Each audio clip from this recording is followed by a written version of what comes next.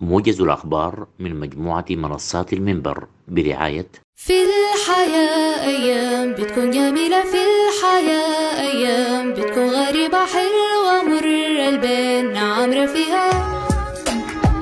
في حياتنا أمور بتنجح تبقى ظابطة وبيها نفرح، يوم نلاقي ظروف معاكسة ننصدم بحاجة ناقصة، يوم نقابل روح جديدة فرحة لحظات سعيدة، يوم نخاف على ناس نريدة ندعي رب الكون يديما، مود لذيذ وفرح تحسه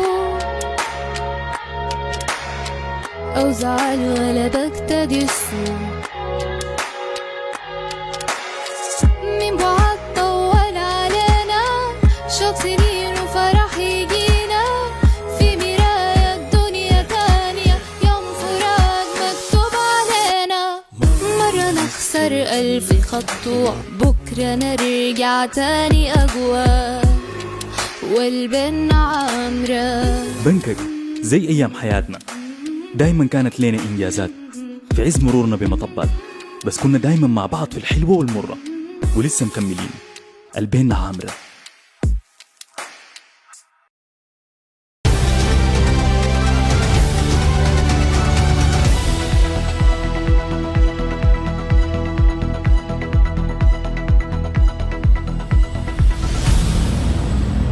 مشاهدينا الأعزاء على منصات المنبر 24 موعد إخباري جديد عبر موجز بآخر وأهم الأحداث. وزارة التربية والتعليم تعلن ترتيبات مهمة لعقد امتحانات الشهادة الثانوية. أعلنت وزارة التربية والتعليم في السودان عن اعتماد كشوفات طلاب الشهادة الثانوية التي تم إرسالها إلى إدارة الامتحانات قبل الحرب. وأكدت الإدارة العامة للقياس والتقويم والامتحانات اعتماد كشوفات طلاب الشهادة الثانوية التي تم إرسالها إلى إدارة الامتحانات قبل الحرب، وذلك للدفعة المؤجلة للعام الدراسي 2023. ودعت الوزارة إلى أهمية تسجيل الطلاب النازحين في المراكز التي ستحددها الولايات، وشددت على ضرورة إرسال بيانات هؤلاء الطلاب على إدارة الامتحانات في فترة أقصاها 15 من سبتمبر الجاري. نداء عاجل من قبل اللاجئين السودانيين بإثيوبيا. كشفت تنسيقية اللاجئين السودانيين بإقليم أمهر الإثيوبي عن أوضاع كارثية للسودانيين العالقين في منطقة المتمة الإثيوبية المتاخمة للحدود السودانية، وأطلقت استغاثة عاجلة لإجلائهم من مناطق الاشتباكات في إثيوبيا. وأوضحت تنسيقية اللاجئين السودانيين أن الاشتباكات بين الأطراف الإثيوبية أدت إلى انقطاع الإمدادات الغذائية والمائية لليوم الثالث على التوالي في ظل إغلاق تام لسوق المتمة الذي يبعد 7 كيلومترات عن معسكر ترانزيت للاجئين السودانيين. البرهان يصل العاصمة الصينية بيجين. وصل رئيس مجلس السيادة عبد الفتاح البرهان إلى العاصمة الصينية بيجين مترأسا وفد السودان المشارك في منتدى التعاون الصيني الأفريقي فوكاك، والمنعقد خلال الفترة من 4 إلى 6 من الشهر الجاري بمشاركة عدد من القادة الأفارقة ورؤساء المنظمات الإقليمية والدولية.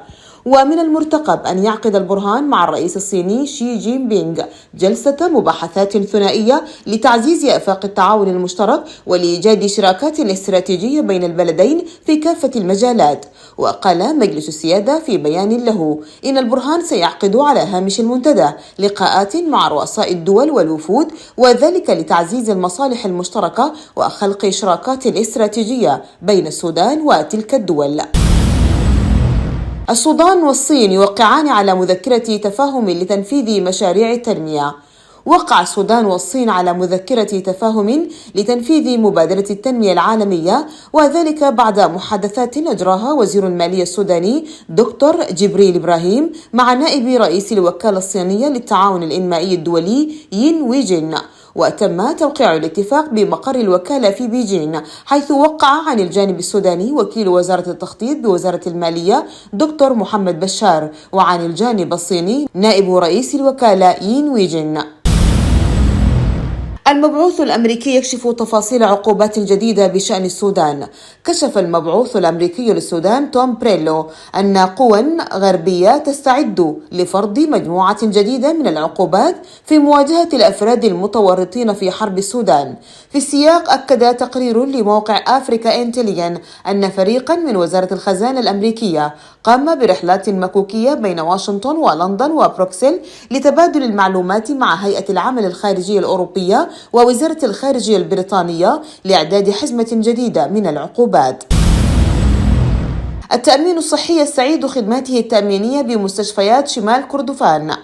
أعلن الصندوق القومي للتأمين الصحي في ولاية شمال كردفان عن سداد أكثر من 498 مليون جنيه لاستعادة الخدمة التأمينية بمستشفيات الولاية. وقال الصندوق إن أعداد المترددين للخدمة الدوائية في الولاية بلغ أكثر من 151 ألف شخص، فيما تجاوز عدد المترددين لذات الخدمة من حملة البطاقات القومية من الولايات 2000 شخص. تابعنا برفقتكم موجزا بآخر وأهم الأحداث. لمزيد من الأخبار تفاعلوا مع موقعنا على الإنترنت www.alminbar24.com. إلى اللقاء.